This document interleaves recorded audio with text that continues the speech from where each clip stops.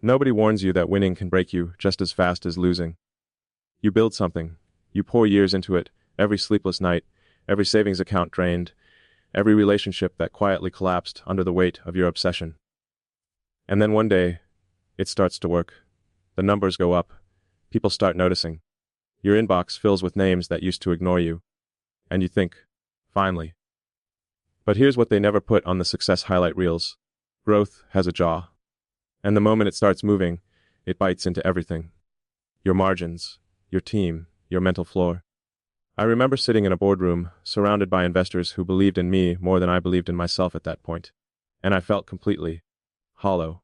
We'd just tripled revenue in a year. The headline looked heroic. Internally, I was running on borrowed time and borrowed certainty. That's the part nobody talks about. Not the failure. The aftermath of almost succeeding. Have you ever worked so hard for something, only to reach it, and feel a kind of grief you couldn't explain? Because growth doesn't just take resources, it takes your old identity. The scrappy founder who had nothing to lose becomes someone who suddenly has everything to lose. And that shift, that invisible, terrifying shift, is where most people quietly fall apart. I didn't just build a company. I built a version of myself that was unsustainable. And the real question isn't whether you can grow. It's whether you can survive what growth turns you into. There's a quote that circulates in startup circles, usually shared over celebratory dinners and funding announcements. The journey is the reward. It sounds beautiful. It sounds like wisdom. What it actually is a lie we tell ourselves so we don't have to reckon with what the destination costs. Nobody quotes you the real price. Not your mentor.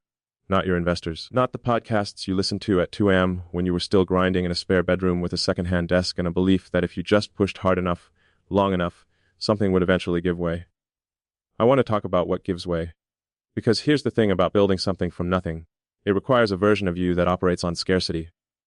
On hunger. On that specific, galvanizing desperation that comes when you have no safety net and no backup plan. That hunger is your fuel.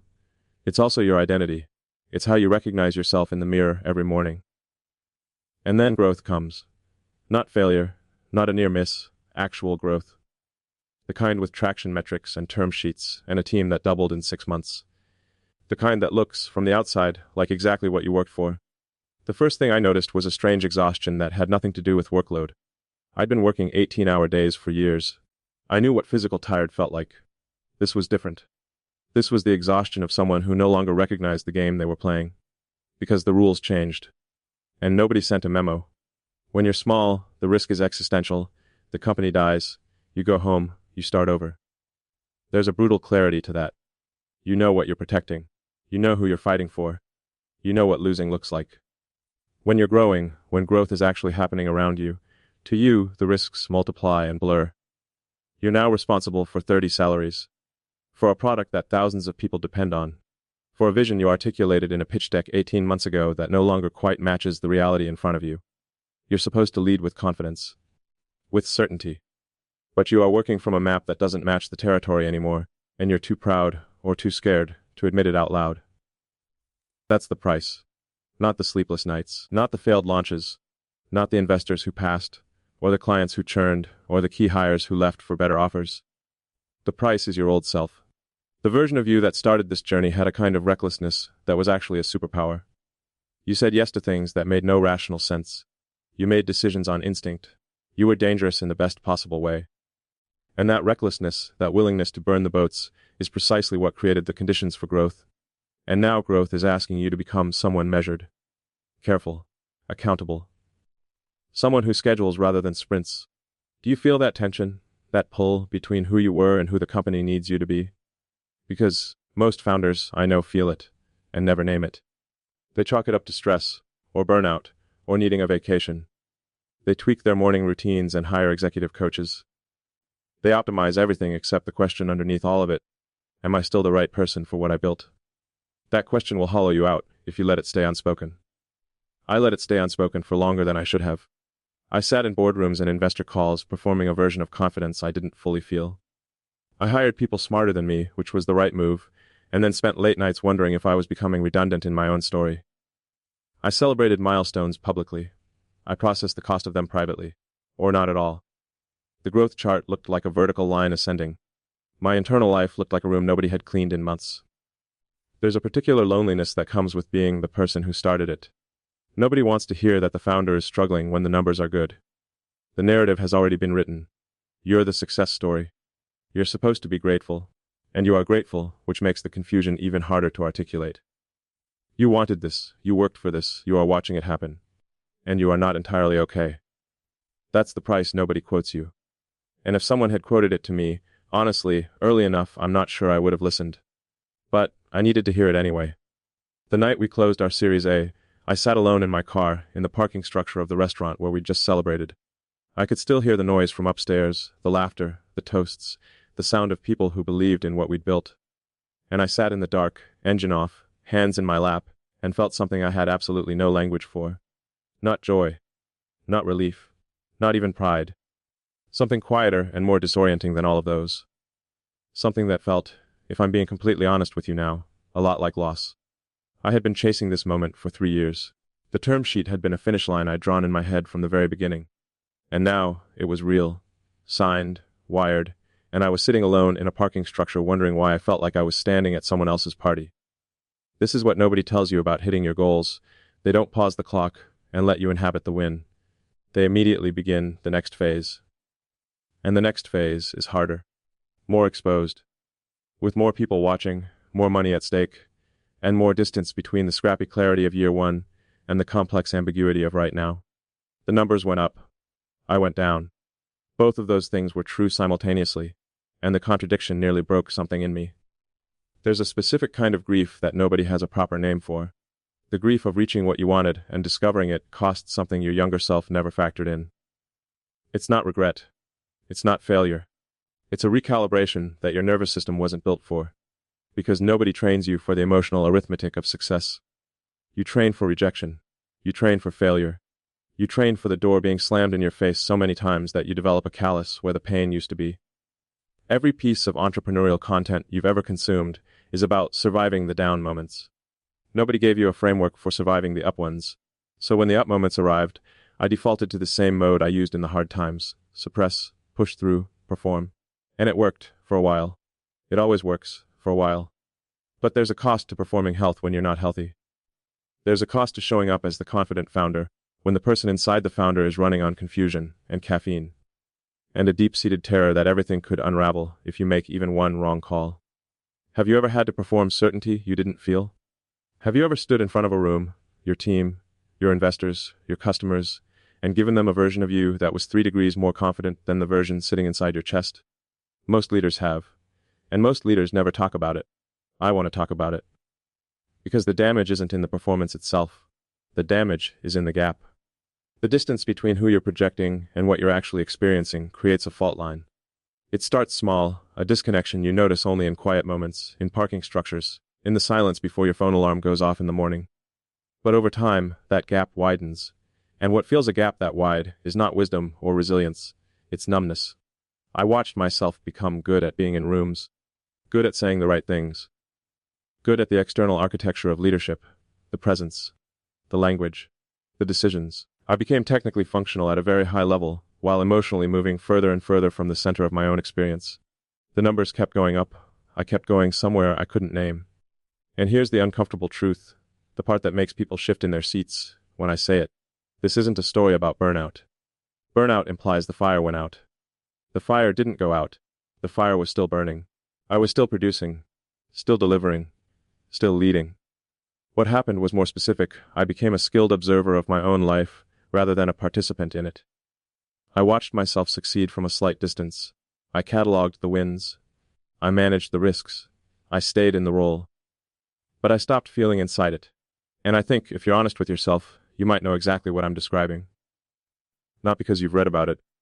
Because you've sat in your own parking structure, at your own version of a win, waiting to feel something that doesn't come. That silence isn't weakness, it's information. And the question it's asking you is one that growth will never ask on your behalf. There's a night I keep returning to, 2 a.m, the office empty except for me and the hum of the server room down the hall. I had a pitch deck open on one screen and a team org chart on the other. We had 43 people now. 43 people whose rent and groceries and health insurance ran through the thing I had started 4 years ago, in an apartment with second-hand furniture and zero credibility. I remember staring at my own name at the top of that org chart for a long time, because I didn't recognize the person it was describing. Here's what I mean by identity collapse, and I want to be precise about this, because it's not a breakdown, it's not a crisis in the dramatic sense, it's something quieter and in some ways more dangerous. It's the slow erosion of the self you built before the success.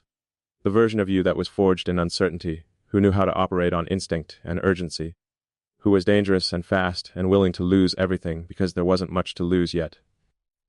That person built the company. But that person cannot run it at scale. And the transition between those two selves, the founder as warrior and the leader as architect, is one of the most disorienting passages a builder can walk through. Because it doesn't happen in a single moment. You don't wake up one morning and decide to become someone different. It happens incrementally, through 1,000 small compromises. You stop making the reckless call. You start consulting before deciding. You hire the person who knows more than you, and then you defer to them, and then you defer to them again, and somewhere in that deference a question surfaces that you don't want to acknowledge out loud. Who am I in this company now? Not in the org chart sense, in the existential sense. Because the scrappy founder self that started this journey defined itself through struggle, through the identity of someone who had something to prove. When the proof arrives, when the validation you worked for finally comes, the scaffolding that held the self together starts to shift. And if you haven't built anything underneath it, you feel the shift in your foundation. I felt mine at 43 people. Some founders feel it at 10. Some feel it when they hire their first employee and realize they're now someone else's livelihood. The specific trigger doesn't matter. What matters is the interior experience, the strange vertigo of being more successful and less certain of who you are simultaneously. There's an uncomfortable truth buried inside this that most founders resist because it sounds ungrateful, or weak, or like the kind of introspective navel-gazing that has no place in a board meeting. Here it is, success strips you of the narrative that got you here. The hunger narrative, the underdog narrative, the I have nothing to lose narrative.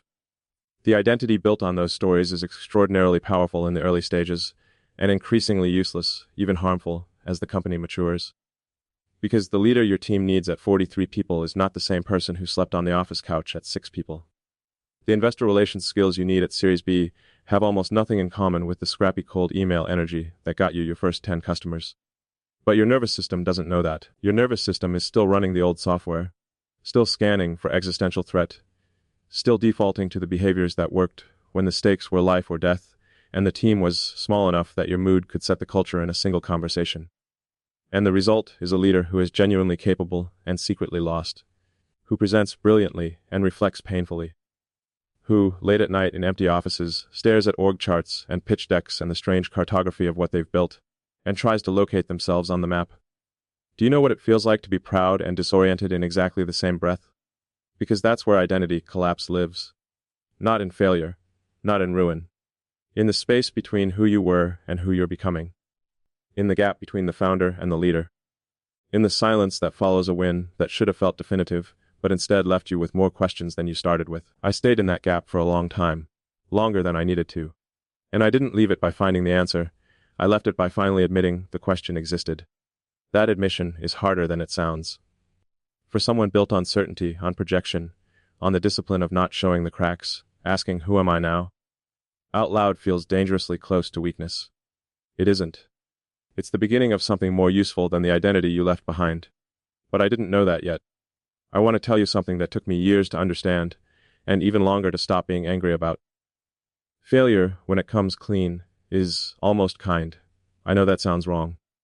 I know failure doesn't feel kind when you're in it, when the runway runs out, when the deal falls through, when you look at the bank balance and do the math, and the math is honest with you in a way that most people in your life are not. In those moments, failure feels like a verdict, like evidence, like the world confirming a suspicion you've tried not to let yourself have. But failure is at least clear. Failure gives you coordinates. It tells you, this didn't work, that assumption was wrong, this partnership was fragile, you were not ready for that market yet. Failure speaks directly. And directness, even when it's brutal, is something a builder can work with. Near success doesn't speak. It whispers. And what it whispers is designed to make you doubt everything you've ever known.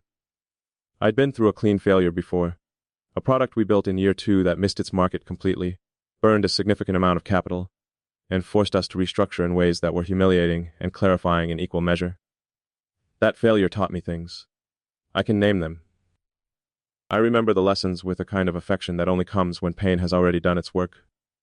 The near success was different. We came within weeks of closing a partnership that would have changed the trajectory of the company permanently. Meaningful revenue, brand validation, a distribution channel we'd been trying to access for 3 years. We did everything right. The due diligence was thorough. The relationship was genuine. The numbers worked on both sides. And then, it didn't close. Not because of anything dramatic. Because of a restructuring on their end that had nothing to do with us. A decision made in a boardroom where our name wasn't even mentioned. That's the specific cruelty of near success. It has no lesson to offer. It doesn't tell you what to fix or how to be better. It just says, no, not this time, for reasons entirely outside your control. And then it walks away without looking back, while you're left standing there holding everything you built for it. Have you ever worked at full capacity, done everything correctly, and still come away with nothing? Because that particular experience of effort meeting indifference is where the dangerous thinking begins. Not the useful thinking, the corrosive kind. The kind where you start to question not just the outcome but the framework. Where you begin to wonder if the thing you believe in, the logic of work hard enough and you'll get there, is actually true. Or if it's a story you've been telling yourself because the alternative is too destabilizing to sit with. The alternative being, sometimes it doesn't matter how good you are. I sat with that for a long time after the near miss. And what it did to my confidence was something I didn't anticipate, and wouldn't have admitted to at the time. It made me conservative. Not in a strategic way. In a fearful way. I started running the same analysis I'd always run, but with a shadow underneath it. The shadow of, but what if none of this matters anyway? That shadow is the real damage of near success. Not the missed opportunity, the recalibration of your belief in causality. Because founders, builders, entrepreneurs, we run on causality. We believe that inputs produce outputs, that discipline compounds, that the right combination of effort and intelligence and timing will eventually close the gap between vision and reality. That belief is not naive, it's functional. It's the mechanism that keeps you moving when the rational case for continuing is weak. Near success attacks that mechanism directly. It introduces a variable you can't control for. And once you know that variable exists, once you've felt it take something from you, you start to see it everywhere. In every deal that's close, in every relationship that matters. In every plan built on the assumption that quality will eventually be recognized. The doubt doesn't announce itself. It just quietly adjusts your ceiling. And here's the uncomfortable truth. The people who talk about resilience the loudest are often the ones who've never lost something they built correctly and lost anyway. Real resilience isn't the recovery from a mistake. It's the recovery from a situation where you didn't make one. Where the loss wasn't instructive. Where the lesson is simply that uncertainty is more fundamental than you were willing to believe. That resilience is harder. And quieter. And it begins with admitting that near success left a mark you haven't fully accounted for yet. I want to tell you what resilience actually looked like for me. Not the version I performed. The version that was real. It didn't look like a comeback. It didn't look like a pivot announcement, or a rebranded strategy deck, or a motivational post about lessons learned. Those things happened, eventually. They're part of the record. But they were downstream of something smaller and harder, and much less photogenic. The real resilience started on a Tuesday morning, when I finally told someone the truth. Not a coach. Not an advisor. Not even a close friend in the industry. I told someone who loved me and had watched me disappear into this company for years, who had stopped asking how I really was, because the answer had always been a version of fine calibrated for minimal follow-up. I told them that I was not fine. That I had not been fine for a significant stretch of time. That I had built something I was proud of, and that the building of it had cost me in ways I had not yet finished calculating. And here's what I discovered in that moment. The telling did not make me weaker. The telling made the truth smaller. Containable. Something I could now stand outside of and examine, rather than carry invisibly at the center of everything. That's the first thing resilience actually requires. An audience of at least one person who doesn't need you to be anything other than honest. Not fixed. Not optimized. Not already recovered. Just honest about where you actually are. But here's what I didn't understand about resilience until much later, and this is the part that changed how I moved through everything that came after. Resilience is not about returning to who you were. That version of you is not waiting somewhere, preserved, ready to be reinstalled when the hard part passes. The hard part changes you. And the change is not a damage report, it's new material. I tried to bounce back for a long time, tried to recover the recklessness, the appetite, the specific kind of certainty I had in year one when the company was 3 people and a shared login for some productivity software. I thought resilience meant getting back to that, to the founder self I'd lost somewhere in the growth. What I found instead was someone I didn't expect. More patient, more willing to operate without certainty, more honest with my team about the complexity of what we were navigating, which created something I hadn't anticipated. They trusted me more for the honesty, not less. It turned out the performance of certainty I'd been delivering for years was costing me in relational capital I couldn't see. And when I stopped performing it, when I walked into a hard meeting and said, "I don't have a clean answer here, and I want to think through this with you," something shifted in the room. Not the outcome, the quality of how we got there. This is what resilience builds when it has space to build something, a different relationship with not knowing. The version of me who started this company was terrified of not knowing, treated it like a weakness to be hidden, filled every silence with a projection of confidence, because silence felt like an invitation for doubt. The version of me I'm describing now, the one built from the growth that hurt, from the near success that marked me, from the identity collapse I finally acknowledged, that version can sit in not knowing and work from it, can tell the difference between uncertainty that requires more information and uncertainty that requires more trust, can move forward without the performance. Do you understand what I mean when I say building different? Because I'm not talking about better. Better implies the old architecture, improved. I'm talking about structurally different. A version of you that was built from something the early version couldn't survive. The founders who make it through, not just the growth but the meaning of it, are not the ones who found a way to stay the same. They're the ones who let the hard parts do their work, who stopped fighting the change that was already happening, who recognized that the person they needed to become was not a softer version of the person they'd been, but a more complete one. There's something at the edge of everything I've been telling you today that I want to leave you with. Not an answer. A posture. You will not survive growth by becoming harder. You will not survive it by becoming better at the old skills that got you here. You will survive it, if you do, by becoming someone who can tell the truth to the right person on a Tuesday morning, who can sit in a room with uncertainty and not need to fill it with performance, who understands that the version of them that breaks under pressure is not the end of the story. It's the beginning of the one worth telling.